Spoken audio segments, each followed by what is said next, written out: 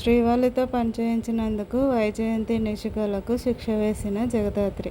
అసలు ఏం జరిగిందంటే, జగదాత్రి కావాలనే ట్యాంక్ నుంచి నీళ్లు రాకుండా వాళ్ళు తిప్పి ఉంటుంది.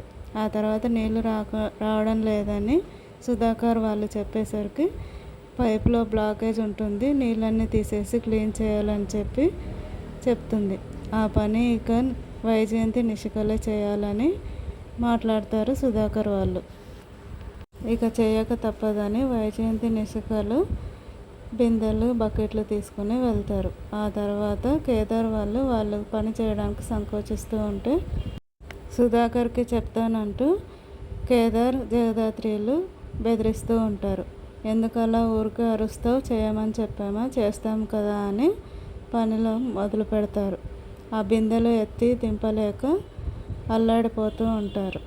పైకి కిందికి తిరగలేక అలసిపోయి కింద పడిపోతుంది వైజయంతి. తనని చూసి, ఇదంతా నేను కావాలనే చేశాను, శ్రీవల్లిని ఇద్దరూ కలిసి రోజంతా పని చేయించారని చెప్తుంది. దాంతో షాక్ అవుతారు వైజయంతి నిషికలు.